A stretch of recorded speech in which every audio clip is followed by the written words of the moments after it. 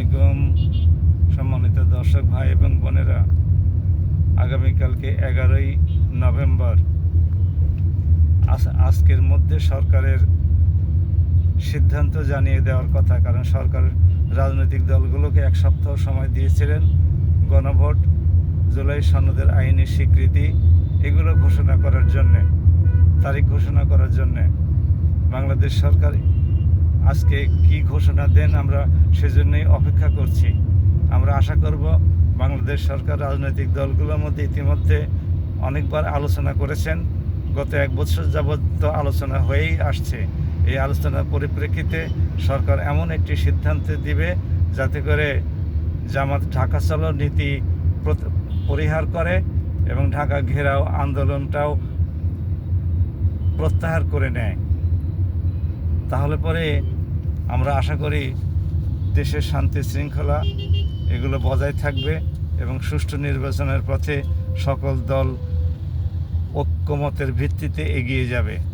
বাংলাদেশ সরকারকে কোনো দলই কিন্তু নির্বাচন পরিচালনা করার ব্যাপারে অসহযোগিতা করে নাই, সবসময় সহযোগিতা করে এসেছে এবং সকল দলের সাথে ঐক্যমতের ভিত্তিতেই জুলাই সনদ প্রণীত হয়েছে এবং তারা স্বাক্ষরও করেছে 2-1টি দল ছাড়া। তাদের এখনও স্বাক্ষর করার সুযোগ আছে।